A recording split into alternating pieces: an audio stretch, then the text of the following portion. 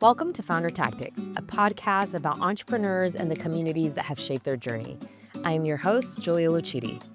On this episode, we're unpacking one of the most important and often overlooked drivers of startup success: what actually makes an investor-founder relationship work and how to find the right match.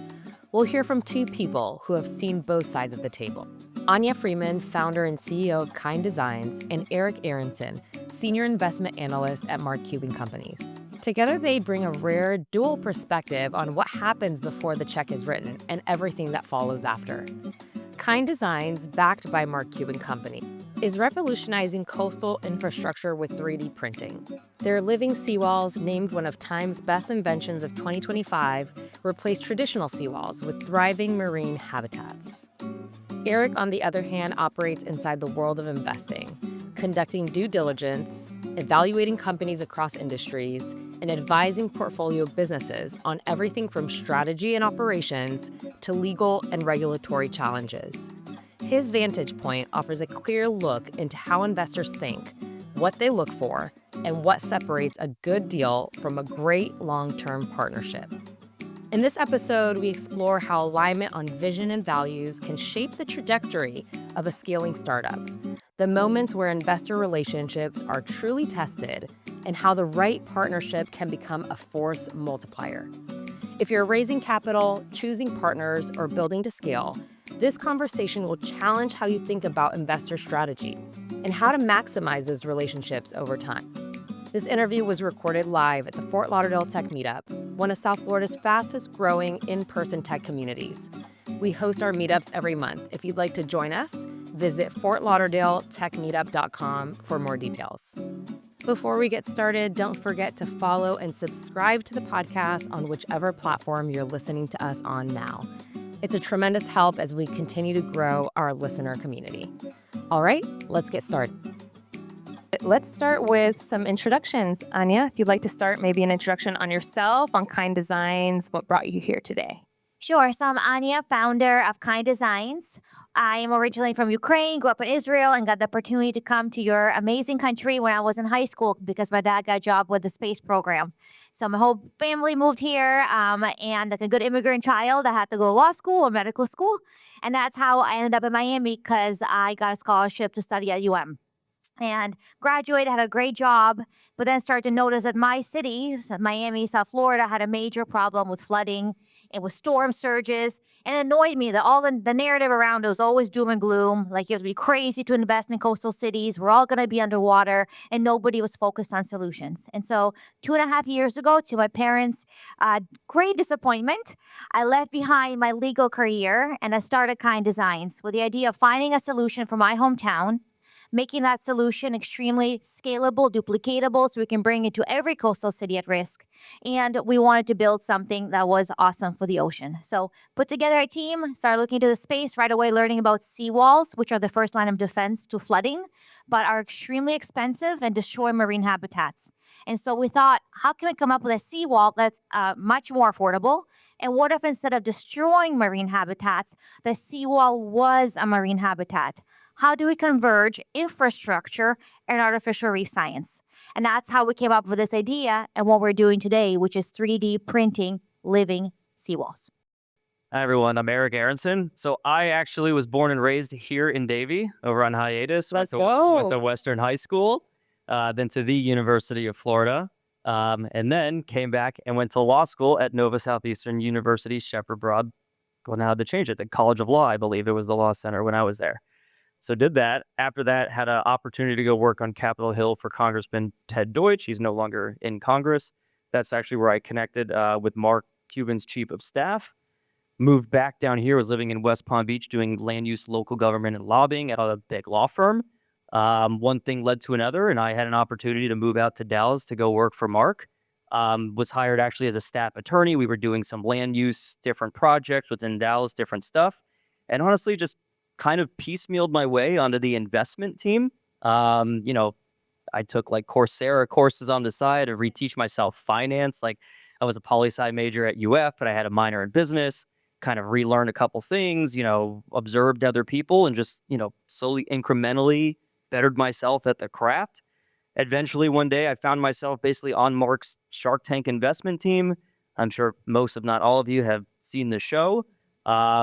Just giving a little background on the show, like it's reality TV, but it's pretty real.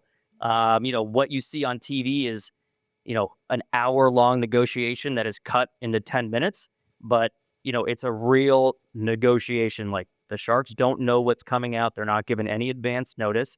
It's a real negotiation.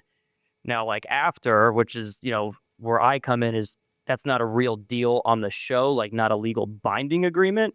So then, it goes into due diligence, which is where I come in and Mark's due diligence team, and now the other Sharks have their own due diligence teams.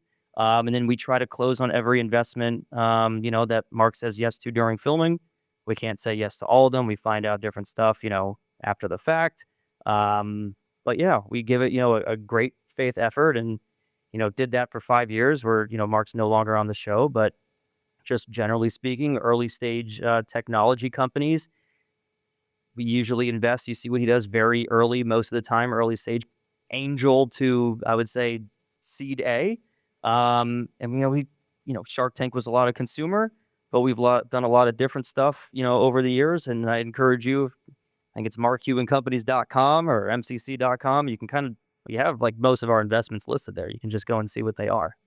So that's a little background on me in the organization. That's great. So, two powerhouses. How did you guys meet?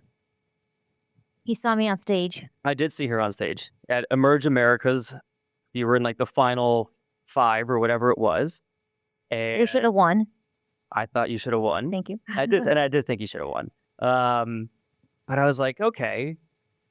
First of all, I think we kind of connected a tiny, like I was like, oh, she's a lawyer. I'm a lawyer. Like, some similar there. But I remember looking, and I was like, oh, I get it. I was like, okay, this is a seawall, but now this is your seawall with this added benefit that does better than a regular seawall. And I'm like, I already know what kind of questions I think we're going to have to dig into as far as margins, cost to do this, government regulation. Is this actually going to, harbor sea life and all this stuff? But I was like, if all those check out, I think I could see where this would be a business. And I mean, if this sea level rise is, as far as I'm concerned, not stopping it, it doesn't matter what you think the causes are, like going up, like this is going to be a worldwide problem. So let's, take a dive. I remember I shared it with Mark. I was like, hey, I saw this company at this, conference, and he was like, yeah. I remember he had some instant questions. We went, back and forth, went through that diligence process. I know how much you loved it. I've literally never had so many Q&As in my life. At least like 7 rounds of Q&As. It was, but you did great. yeah, thank you. It became meditative. It was like 100 questions each round. Yeah. So what was interesting about that pitch was you were running for, I think the prize was $400,000 for up to a $5 million valuation. You didn't win, but you were able to raise from that crowd how much? $6.5 million at a $20 million valuation, or 18, yeah. So thank God we didn't win. I know. That's phenomenal. And at that time, you had a lot of investors pursuing you. Honestly, no.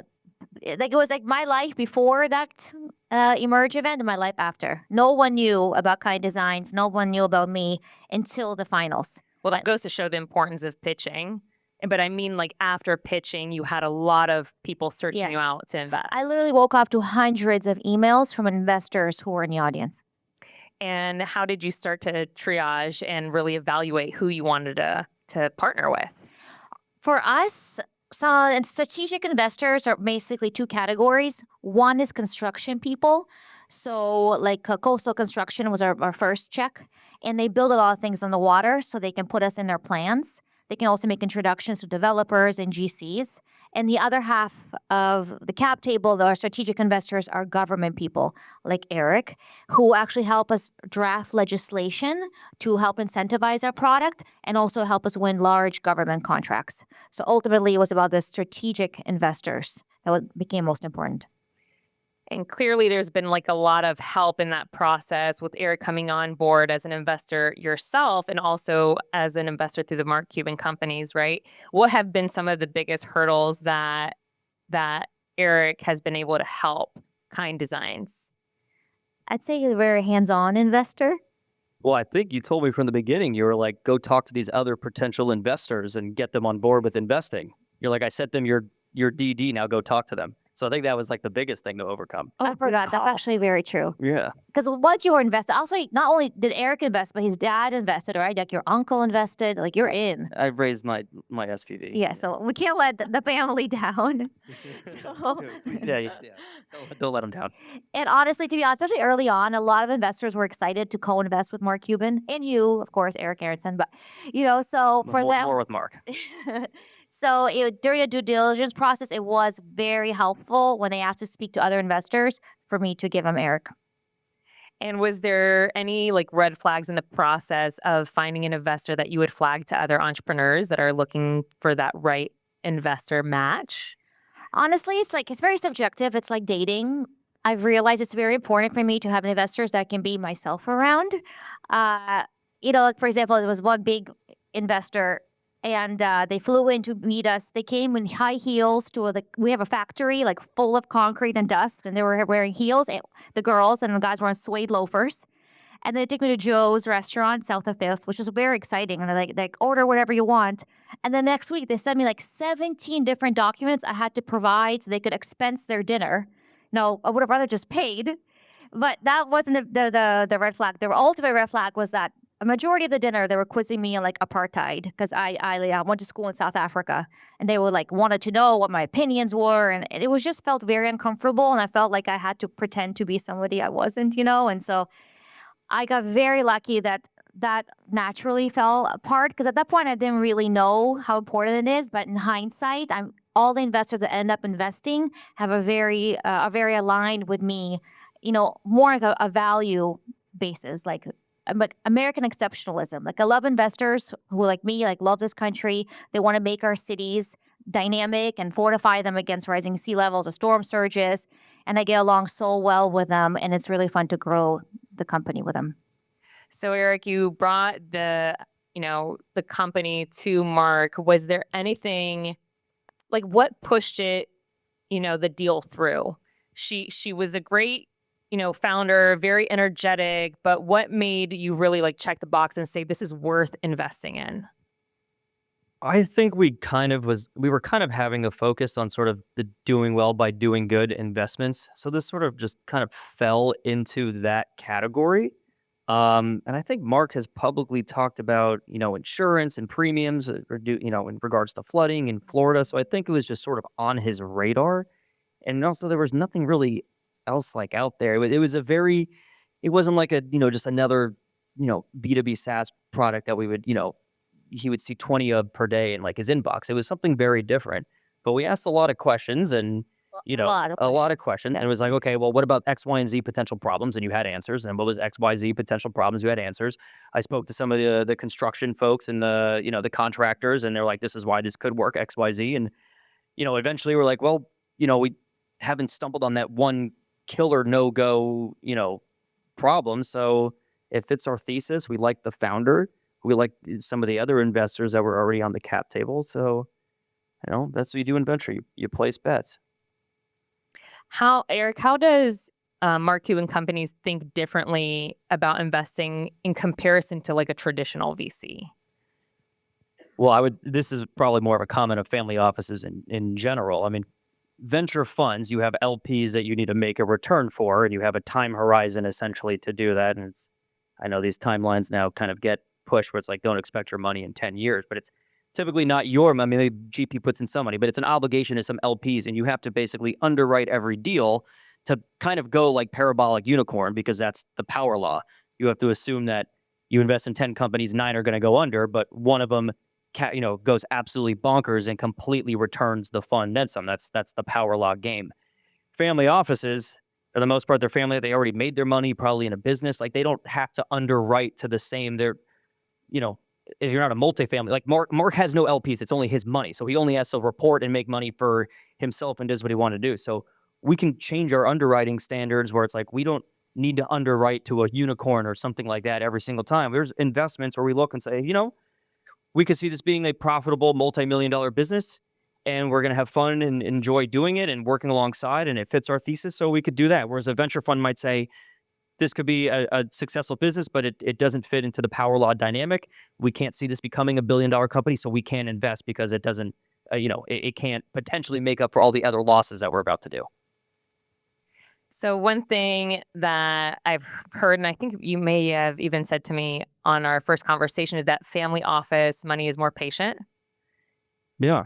I mean, we actually are very much like get to a venture fund, and things might be changing now, but historically or recently, it's focus on top line revenue growth and then try to, exit. And that's what we try to do. Us, we could say we actually would rather you just become a profitable business and grow slowly, because I mean, what's Mark's net worth?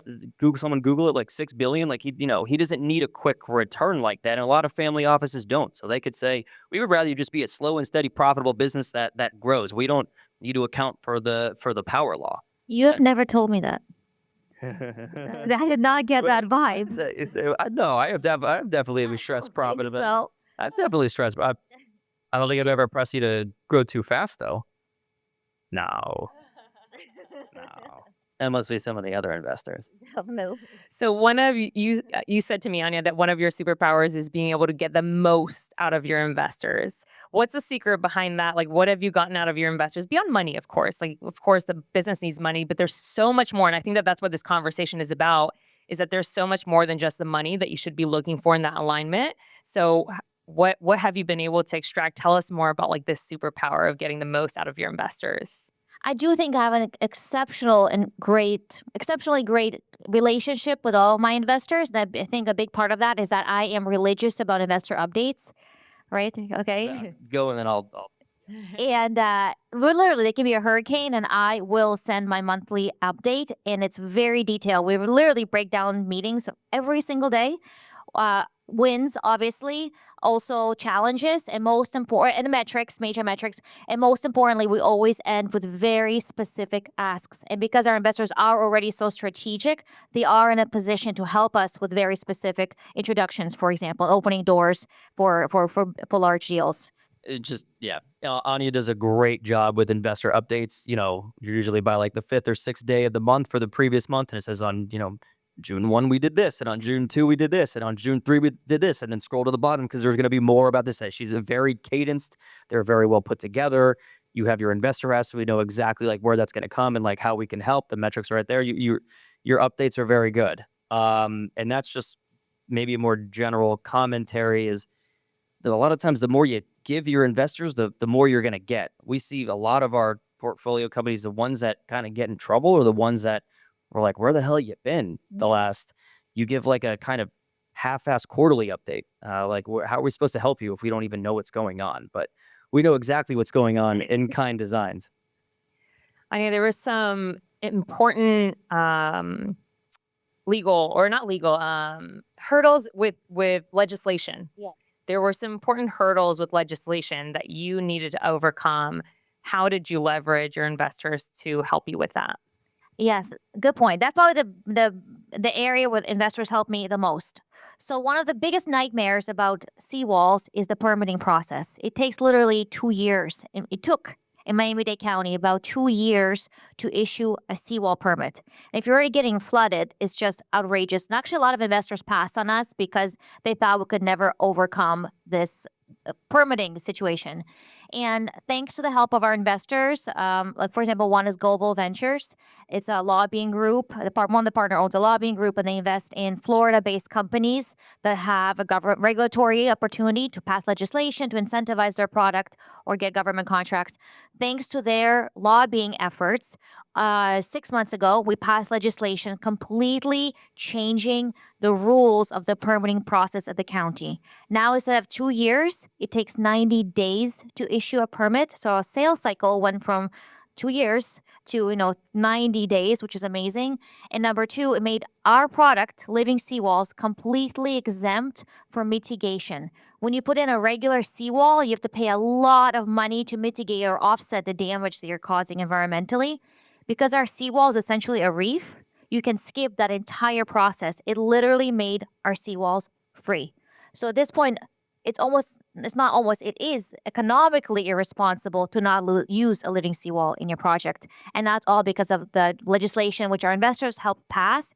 And since then, many municipalities have piggybacked off of that, like cities in Miami, Miami Beach, North Bay Village. They all start passing their own legislation because everybody wants to be the hero, the commissioner that brings that to their community. And we could have never done that with our investors. I almost feel guilty, but not really sometimes, because it's a really unfair advantage. Like, no one has a chance. We literally wrote this legislation. We defined what a living seawall is, and no one else fits that criteria, sadly, for them.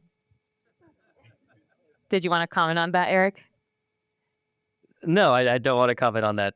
Anya's exactly right. Yeah, the product leader gets the, sort of pave the path a little bit. So, are there any other big ways that you were able to help Kind Designs as an investor? Like, through those updates that she would send, was there something that stood out that you can remember off the top of your mind? Like, oh man, she asked for this and I knew that I could help with an introduction, or like a pathway to find a solution? I don't know if you ever hired someone but I know you're like, I need a new CFO or head of sales or something. And I was like, here's 20 people, like, right off the bat. Yeah, no, you helped us find our CFO. You brought our CFO. Yeah. Thanks for that. So we do a ton of, over the years for Shark Tank in specific, we kind of have like a whole like onboarding process. Once we would invest, and we would help you with, your Shopify, your website setup, running marketing campaigns. So we have a whole sort of team and infrastructure built up over the years to really help our portfolio companies. And myself, like, sometimes, like, my land use lawyer background, like, one of our companies, is having some like landlord tenant issues. I'm able to, sort of help with that. So we kind of, we go to bat for our companies in a lot of different ways. Obviously, Mark himself is an absolute superpower. He could send one tweet or one Instagram post, you get 1 million eyeballs on a company, overnight.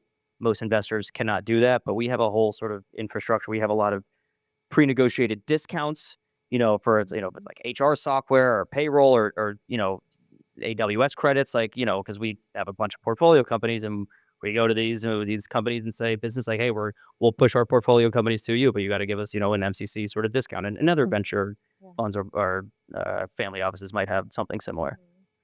So you've seen a lot of startup founders come into a lot of money for the company. Have there been some, cases where you've seen the money spent really poorly, or like some common mistakes, perhaps, that upon coming on, having that money, making some bad calls with it? For sure. This is like a semi joke, but not really, is buying swag and then handing it to all your investors. I'm like, why are you wasting your money on swag? And I'm just You didn't like that denim shirt? Your swag was fine, but I did a lot of the other swag. I was like, I'm just gonna throw this in the back of your closet. I'm like, you're not even a profitable company now. You don't need to sell me on your business. I've already invested. But I think just not having a good paid marketing strategy, or thinking, oh, I have money now I just lean into paid marketing and that'll burn through cash, and just not having cash management skills, to be honest, and being like, how our runway and what do we think our burn's going to be the next like couple months, and what's planned for the unexpected. I mean, I think cash issues is like the number one reason why companies like start to redden. And then what happens is, I mean, you're fine because you can sell ice to an Eskimo, but you're kind of the outlier. I've seen so many founders, they start to realize what's coming, and then they go strictly into fundraising mode all the time. And I'm like, you're not actually running your business. You're just constantly fundraising. And it's just like this doom loop. So Stressful. Scary, huh? Anya, tell me a little bit more about like how you manage the capital. You raised $5 million. You raised more after that, right? Or are you currently raising? No, we raised first 6.5, and then second time we raised another 5 million at a 30 million valuation. So 11.5 million in the last 2 years. And what did you do with the capital the first time? What was the strategic capital for the second time? Tell us a little bit more about that experience. Well, we have like one of the most capital intensive businesses you can imagine. So we bought robots, forklifts, telehandlers, tools, jackhammers, like very sexy stuff. You really can't bootstrap something like that. So it's very important to get investors who understood those types of businesses and those upfront investments. And right away we're able to get our factory going, get multiple robots. So now as we've scaled, we haven't needed to make those major purchases again. So you talked a little bit about Eric helping you find your CFO, but you've also built like a remarkable team. How did you go about building that team? Tell us a little bit about it. Okay, so Craigslist. Seriously? Yes, yes. Okay, besides, yes. Guys, Craigslist is where the real talent is. Well, besides like key hires, like my COO, I'll get back to Craigslist, but like my CEO, Jeremy, he was employee number six with Elon at the Boring Company, so super experienced with precast and scaling precast facilities. And then he was printing houses with Icon for many years in Austin, Texas. And I literally just found him on LinkedIn and cold messaged him and convinced him to come to Miami. Besides him, honestly, the majority of the team is Craigslist. I tried posting on Indeed, on LinkedIn.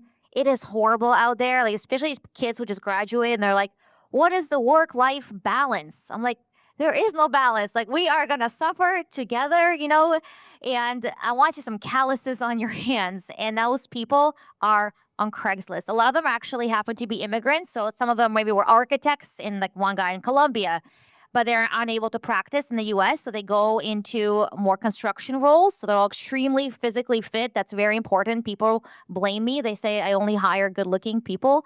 But the reality is you have to be very fit for the operations team. They have to every 30 seconds lift 50-pound bag of concrete to load the robot. So the guys, fit people who are on Craigslist, people who want to just work hard, like put their head down to build something, and who thrived on innovation and problem solving. So we end up putting together a really kick-ass team, I would say, in a very non-traditional way. And I think the team really stands out. And more than anything, it's important, the culture. We run a pure meritocracy. Every single person that got hired because they're the best at what they do. There's no checkbox for like certain number of women or minorities, whatever. We've never followed that kind of trend. We've always hired the best of the best. And that's why, as we grew last year, we went from, in 2024, our first year, we did 200,000 in revenue.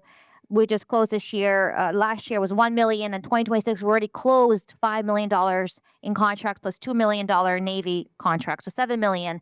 And through all of that, like in 2024, we had 7 employees. Today, we have 10. Because these people can wear many hats and they want to work very, very hard. So we're able to have a lean team. When you had your first raise and going to your second one, what were some of the biggest challenges that you were overcoming in that stage? Perhaps the first one was more of buying the machines and the operating equipment. And what were the next hurdles that you were facing? Honestly, second time we got preempted. And it kind of snowballed. Someone approached us. They missed the first round, and so they gave us a term sheet for, I think it was only like $500,000, and then we raised $5 million on top of that. So we got lucky in that we were able to seize the momentum, and we used that money to scale production. So the first time we were able to print the world's first 3D printed seawall, get it in the water, prove the concept, and from the second round, we're able to bring in more robots and really start printing almost daily at the factory at that point. Tell us a little bit about the volume of the business. Like, how many seawalls are you installing? How many clients you guys have?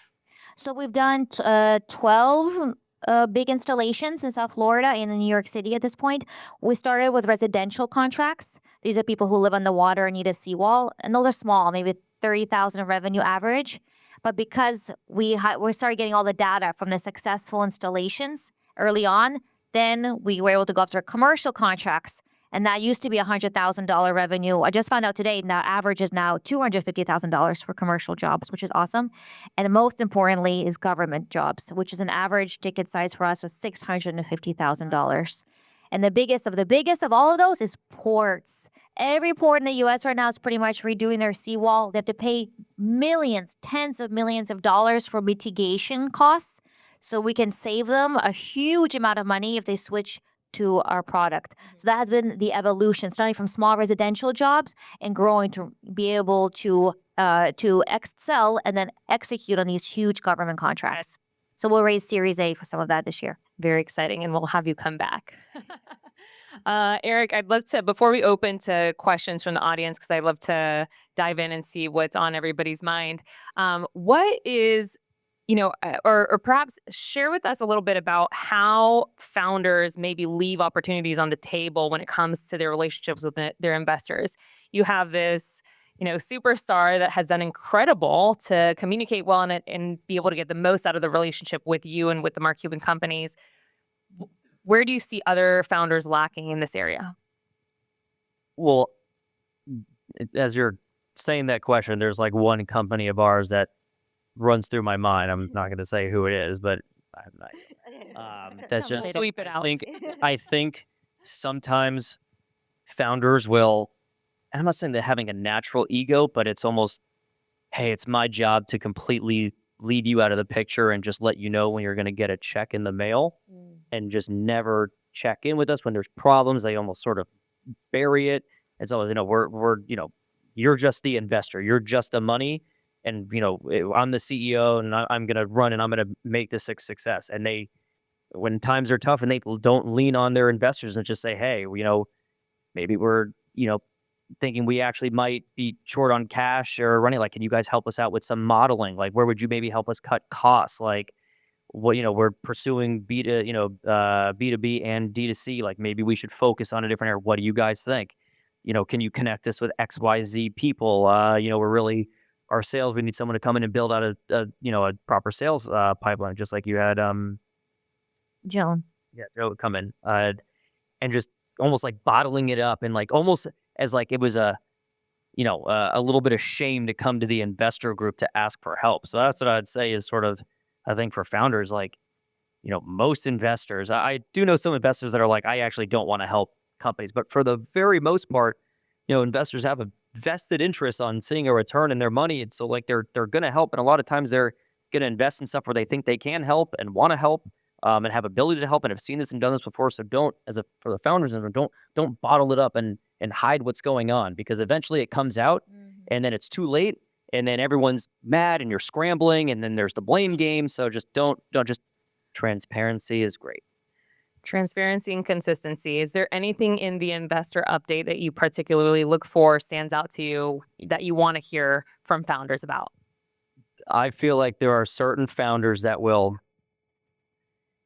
they'll almost make up metrics or sort of cherry pick different metrics to paint a better picture, or, will pipeline is, X percent, this is an 80% deal that's closed. I'm like, well, if I actually look back, it was, 80% the last two updates. So clearly it wasn't at 80% at all. You're like, yo, we're up, 30%, blah, blah, blah. But I'm like, well, you're at, when you started with, $5,000 in revenue going up, if you went up 100%, that's great, but that's not, you only went up a couple $1,000. So I look to see where those like obvious, like, okay, you're trying to weasel your way around like the actual story. Kind Designs does not do that. Yeah, I feel like founders go from pitching this massive vision and telling you how many multiples are going to be. They don't want to let you down, or they don't want to look like they're struggling or hurting. But who's that going to help? It doesn't help anybody. It doesn't help you. It doesn't help us. Yeah, it's important to make that smooth transition from like, okay, I pitched, I got the money. Now let's be very factual about where we are and the numbers. That's good. That's great feedback. All right, you guys, I'd love to open to some questions from the audience. Hi. You mentioned robotics a couple of times in your presentation. I'm just curious, I don't know a lot about your company or how it operates, but what types of jobs are the robots doing? Is that starting to grow now from a capability standpoint? And are you able to find more producers of robots that are helpful to you? So we have large scale 3D printers. We use robotic arms to 3D print concrete. So those robotic arms have been used for a long time for car manufacturing. The largest producers of them are ABB and KUKA. And we customize those components to use the same robotic arms for concrete. And 3D printed concrete has been around maybe the last 10 years for houses. I'm sure you've seen Icon and Austin. I'd say that's the most popular, probably pretty much the only way that this technology has been used. And now we're using it for seawalls, which is actually a much better, I think, way to use the technology, because when you make a 3D print a house, you can't 3D print the windows, the plumbing, the electric, even the roof. So much still has to be done manually. We're just making walls, the same wall again, again, again, again. So it's really great for this technology because there is actually it can actually do 100% of the job.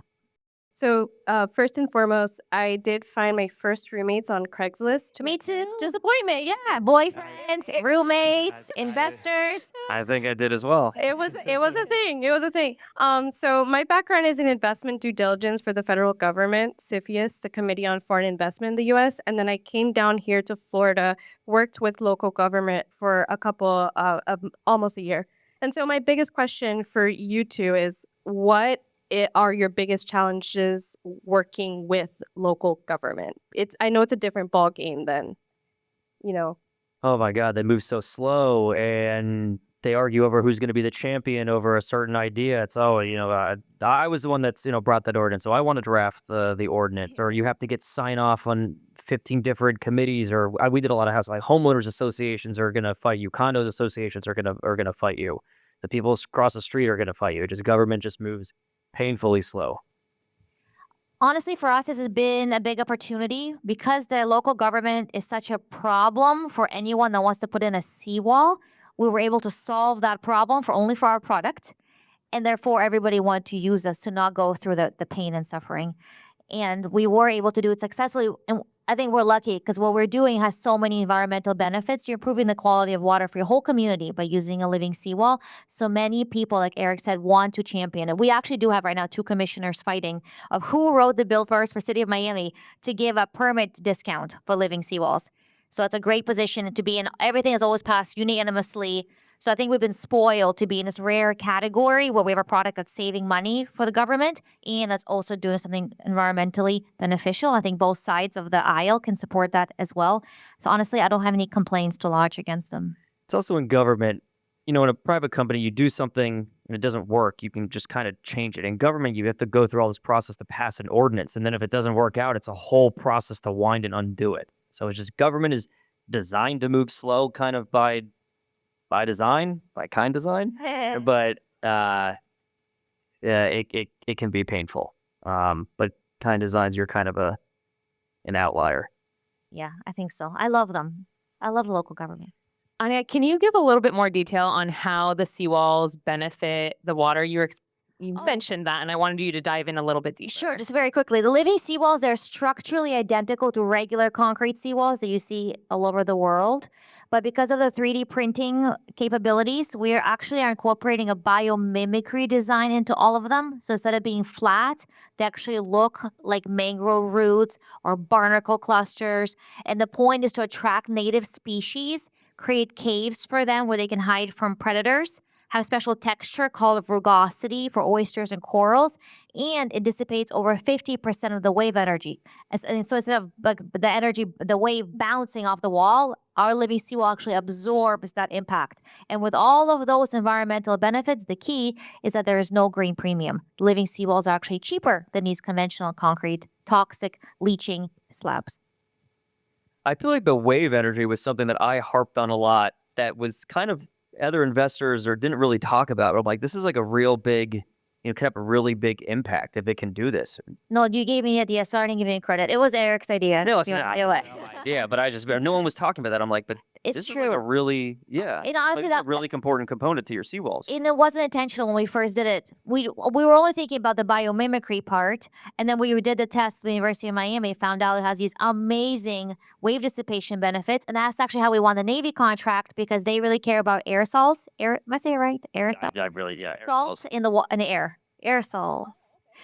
Because of all of their steel equipment that they have in coastal bases. And the wall is actually able to also reduce aerosols by like 90% compared to a regular seawall that just sprays all those aerosols all over their equipment. So you're right. That all started with you. Thank you. You're welcome. It's great when you can find an additional feature of something you've already built that's a selling point. That's awesome. All right, another question? Congratulations. Super inspiring. Thanks for sharing. I want to go back to the due diligence process because I know you were talking about Shark Tank. It makes it look easy and you hinted at it's a process. How long is that process? And in your experience together, what was the hardest feature of that process? What was the hardest area to do your due diligence on?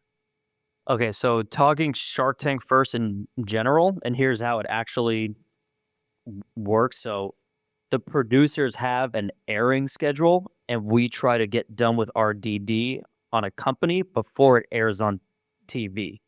So what ends up happening is the producers, and it's not like, oh, if you filmed in the beginning of filming, you're going to get on TV earlier. The producers kind of do whatever they think. They might think, hey, one product would be better to go before Halloween. Another product would be better to go before Christmas or the holidays or something like that. So sometimes it takes a very long time if a company filmed early on in the filming season, but keeps getting pushed back in the airing schedule.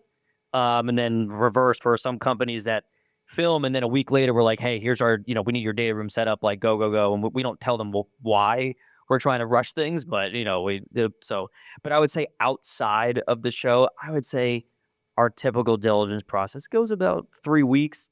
Depends on the complication. I like to usually, talk to other investors if they're already on the cap table, other people in the industry. It depends on if it's something that I know a lot of, I think I know a lot about. I don't have to reach out to as many people, but we were looking at something else in robotics, and I was like, this is, I'm going to have to speak to a bunch of different people in this industry. So coordinating phone calls, different stuff like that will take a little bit longer.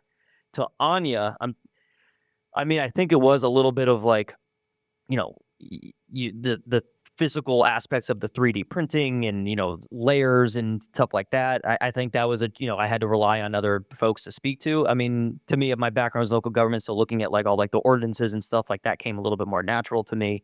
But some of like the mechanical components of the seawalls is where I guess maybe what you'd say was the hardest part of like that diligence process. And we didn't have a factory yet. I don't think I've produced a single seawall at that point. I don't think you had produced a single seawall at that point. But like I said, we go pre-seed. So a lot of times we're pre-product. Exactly. So I think the challenge for me was painting that vision, that certainty of success before actually doing it. The most successful, the best trait that a founder can have or needs to have is to be able to tell a story and hit on an emotional level with the people that both customers and investors. And you certainly can tell a story. Thank you. Hi, Anya. We heard everything after your inflection point and the success that you had afterwards. And this definitely kudos for you of being sharply focused. Tell us a little bit prior that inflection point and emerge and all your headaches you had prior, like a startup founder. Oh my God. Imagine a worst case scenario and times it by like 100. Total, complete chaos. I would say rock bottom was when my ex co-founder tried to steal the company. I fired him, and then I was like Anya Weinstein, basically. He threatened to sue me for sexual harassment, which was crazy because it was also my boyfriend. So anyways, it was insane. But even just obviously he could never win in a court of law. It was totally made up. But that threat is horrible because if you have a pending lawsuit, you're not going to get $1, obviously, from investors. So it was very scary times. Also, obviously I had no money. I was literally in my kitchen table working this idea. And when we did get our first facility, well, there was a chicken and egg situation because in order to get investment, we had to prove the thing. We had to make a seawall. But to make a seawall, we needed money to have a facility and a robot. So we were kind of stuck. And we solved that by getting creative and getting one of our customers, who's a seawall contractor, they do the installation, to give us a small area in their warehouse in kind. So they did not invest cash. They gave us free rent for maybe it was 9 months, and that rent counted as their investment in the company. And in that facility, it was some safe notes, some initial funding where we're able to bring in the robot, print it for seawall, get it in the water, and then raise a proper round and spin up the factory. So early on, dark times, crazy times, but also now when I think of it fondly, like a crazy adventure, Every day you don't know if it's going to be your last. But we lived through it. I borrowed from like every ex-boyfriend at one point to keep the lights on in that factory. But we did, and now it's such an amazing sense of growth because we started there, and it was like 2.5 years ago. It was nothing, so we can appreciate like being here with Eric. This is so amazing, like unimaginable just 2 years ago. So I'm really enjoying the ride. But a point that she brought up that I've said before to a lot of founders is when you're looking, oh, where do I go for an investment? Talk to your customers or your potential customers are. I mean, if they like the product, they're like, well, if they're going to potentially buy from you, it means that they like what they're doing. I don't see who would buy for a company that you don't like or don't like what they're doing. Go to your potential customers and say, hey, where we want to launch this up, let us help us to help you sort of thing. So I think that's just a very overlooked, a place to go to look for potential investors is who are your potential customers. That's so crafty. Incredible. Congratulations on the federal grant that you guys just got. I would love to hear a little bit about what's the balance of going for local government contracts versus big federal contracts. And maybe with that, what's your big blue sky? Hey, this is our next goal. And side question, Eric, when are you running for Congress? Thank you.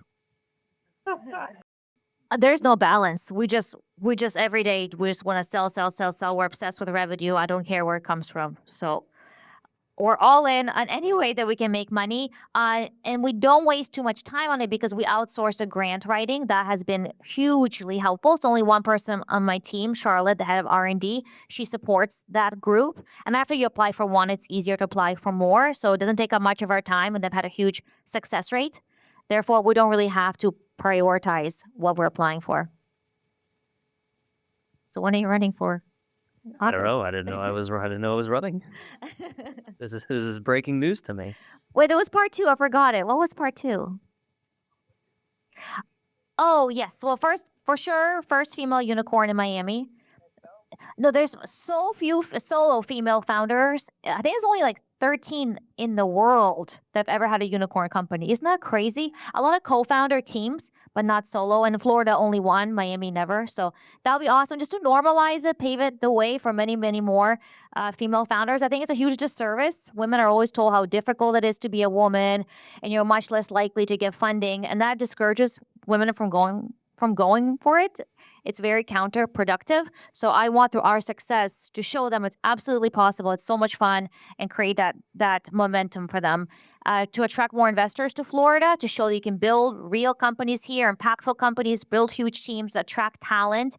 And number 3, most importantly, for living seawalls to not only become the gold standard for seawalls in every single coastal city in America, but become mandated. Because when we show that you can install a living seawall that's cheaper, that's improving the quality of water, and that's so beautiful for your community, there's no reason to ever install a toxic traditional concrete seawall again. And that's 5 years out. Her vision is even bigger than that. It's not going to be every city in America. It's going to be every city. I meant to say the world. I was trying to be the world. Yeah.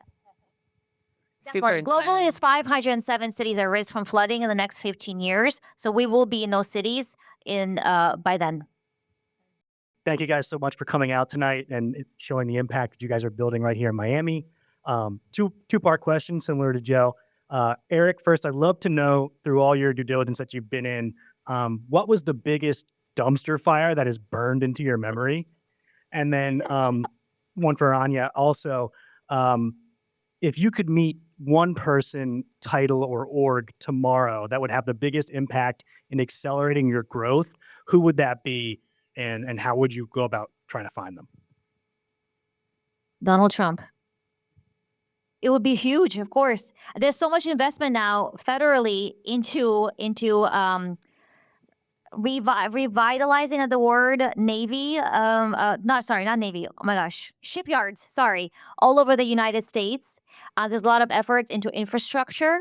So for us to get into some of those federal contracts will be hugely impactful. I think what we're doing, like I said, is really great for both parties. It's saving money. It's fortifying U.S. cities.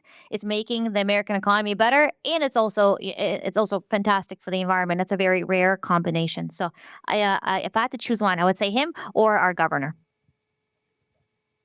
Thank you. Let's see. Biggest dumpster fire. There's been one or two scenarios where I'm not going to say, but it's just like it seems obvious at the get-go that it's just not good people to. I'm going to say that. And for other investors in the room, a little bit of a go with your gut test. It's like, if you don't vibe with the person when they're pitching you, just go with your gut and pass. Because I think when we've sort of disregarded our gut is when we've gotten into a lot of trouble.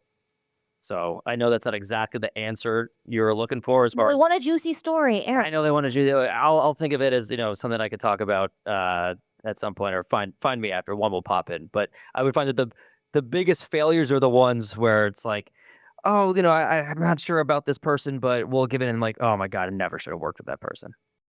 Such great feedback. Hi, how are you doing? My name is Michael Stover. I had a two-part. Eric, one, when it comes to your investments, is consumer products a no-no?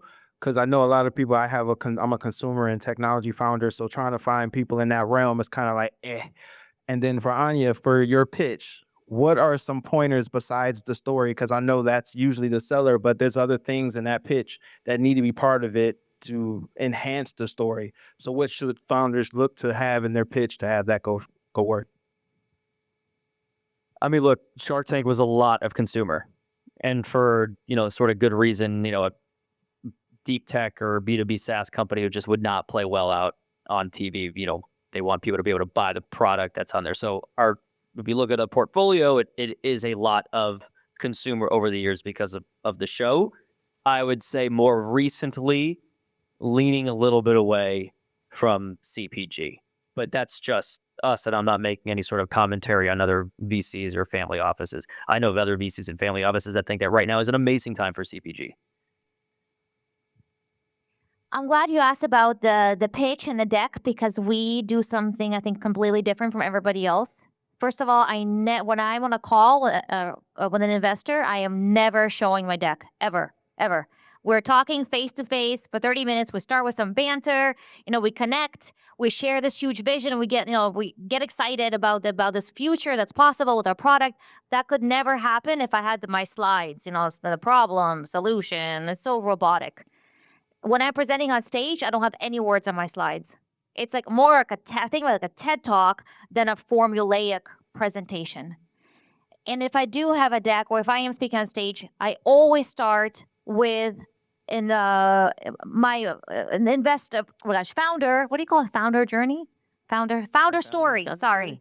So first, if it's a 5-minute pitch, the first minute and a half or 2 minutes, I just talk about myself to connect. And then I always end with painting this vision. Like, what does the world look like when you're successful? When every single linear foot of seawall is replaced with a reef. When a canal becomes an aquarium, and you're going on a boat and there's like dolphins swimming, and and then I want to take people to that future and make them know that it's inevitable. Like, it's not something we're hoping for. This is happening. We are the team, and we're just crazy enough to pull it off. You see why we invested? Yeah. So I was curious about when I heard the word port, the first thing I thought of is delivery. How in the world could you print out enough stuff for a port? So if you got a humongous contract, how would you actually deliver that? So Jeremy, our CEO, that would be his problem. But that's what he did with Elon, honestly. They started with 6 employees, and he was there until they were at 3 facilities, hundreds of employees, mass producing concrete slabs. So we do have the team that has the expertise to scale. You can also borrow. Once you win a huge contract, you can borrow against that contract to purchase more equipment to scale your production facility if needed. And number 3, a lot of it outside of some key markets like Florida, the Caribbean, New York, perhaps. The model of growth to be able to address so many contracts at the same time is actually a licensing model. So partnering up with existing GCs, the builders, installers, and they 3D print their own seawalls with your tech support, your IP. But that's how we get to all 507 cities in a timely manner. It's not us opening factory by factory by factory. It's leveraging the heavy hitters that are already in that market. Great questions, you guys. Hey, thank you for this. This is so great. How do you get your COO? How do you get good employees early on? Like your COO, he came from where he came from. Icon. What do you tell him to get him here? And how do you get good, same question, but different type of talent?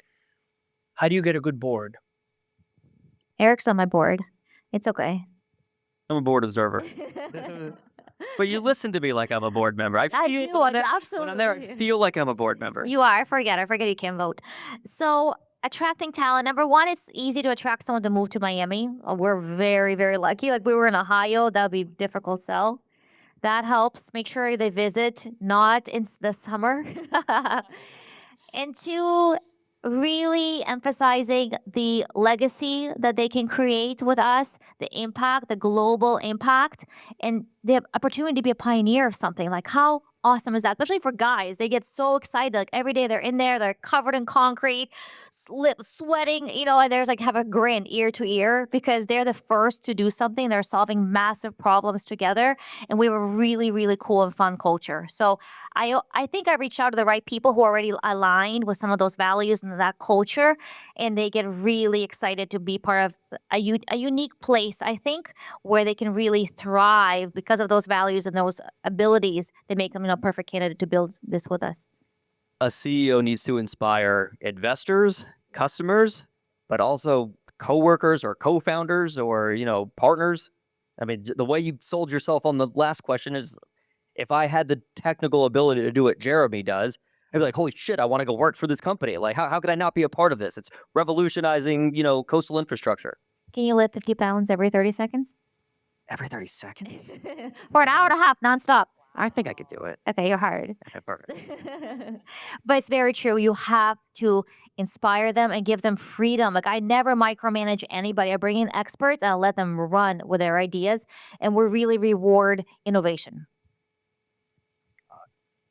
Eric, is there a new project that you're working on that you're really excited about? We have a couple companies in diligence right now that are actually in sports tech, and sports is fun. Yeah. I'm a guy that likes sports and stuff like that. So yeah, it's fun. And there's a lot of momentum there right now with different leagues and, prediction markets and stuff. So it's fun. Right. And then when you found out that the wall actually was more efficient, like how great did that feel? For both of you. For Con. For both. For a guy. Yeah, I was like, oh, thank God. Mark, you're not going to believe it. We invested in something that works. No, of course. Personally, it was just like, all right, like I like found this, but this personal to me was like, I found this, led DD on this, and it's actually working. So it was a great personal win, and win for the organization. So yeah, it feels fantastic. One thing that I noticed is, and you guys mentioned, harped on, is the culture. And the last two questions kind of really touched on that. So for you, what has been the greatest challenge? Because it's one thing to hire people, but then to be able to transmit the vision. The culture seems like another layer to that work environment and the challenges. So what do you think is key in that you felt, or were there any challenges to create culture, which I think a lot of these companies, you have the vision, but if the team doesn't go along with it and doesn't understand what the culture is, you kind of lose it over time. It seems like you do a great job of that. And to Eric would be, are there specific characteristics because of all the companies you see on leaders or founders is like, oh, you can kind of tell this guy is going to know how to place a good, healthy culture together? You have to be so careful when you're hiring. It's so much easier to hire someone than to fire somebody. Probably the worst thing for me, it's like my kryptonite. I will just want to crawl under a desk and die before I have to fire somebody. And sometimes I ask Jeremy to do it. He kind of likes it, which is sick. But one, I could see him like it too. How many people we fire? No, just a few. Well, I learned my lesson early on.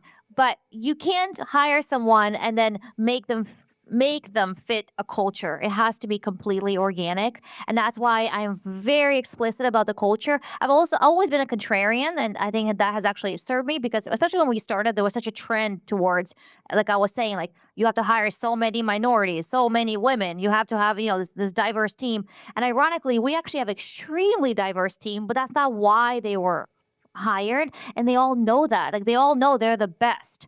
And they're super proud. They have such a sense of ownership and pride when they come to work. And that happened because in our very first meeting, I was, even in the Craigslist ad, I have some up right now. You should see it. Like, we're looking for a badass crew. Like I use that language. Because for some people, will be totally turned off by that. And I don't want those people anyways. It's like a dating app. You have to be so honest about who you are because you can pretend, to be someone else in the first few dates, but the real you's gonna come out eventually, and the real them is gonna come out, and it's just not gonna be a good long match. So I think just very brutal honesty early on, and finding those special people who are super aligned with you. I mean, I see how the employees at Kind Designs are, and you set fantastic. You're an example of how to set culture, but I think everyone there has a sense of autonomy and that their ideas will be heard, but also like a sense of like real ownership. It's like, you guys, we're a startup, and I don't know the answer to every question. Like we're doing this damn thing together. Like that's the feeling that you get there, that everyone is on your team is like, this isn't like Anya's company we work at. This is our company. Yeah, I found my middle school yearbook recently. It's like, what do you want to do when you grow up? And I said FBI agent. And I was thinking about, that's true. I wanted that so bad. But I think because I want to have that team, and they have your back, and I actually have that now. I swear, like that's the feeling when I go to work. Like we have each other's backs, and it feels so fun to win together. Thank you for talking to us. It's a great story.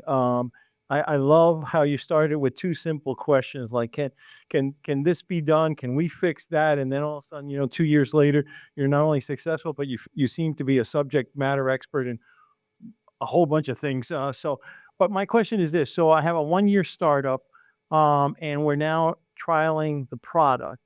And so when is the right time to look for investors?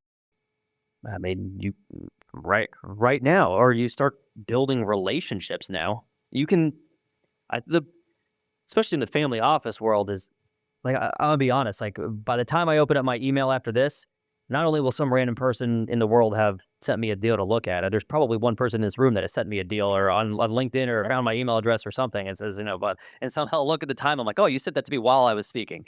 They weren't listening. They weren't listening to anything I said. No, but with family office, not just, you could build relationships now with investors and say, we're it's almost a little FOMO. Like we're actually not raising right now, but here's what I'm doing. And you keep people updated, maybe start an email list, or, just even selective, emails or whatever. Like, hey, you might find this interesting, or, hey, this is something that's going on in my industry. Did you know about this? And blah, blah.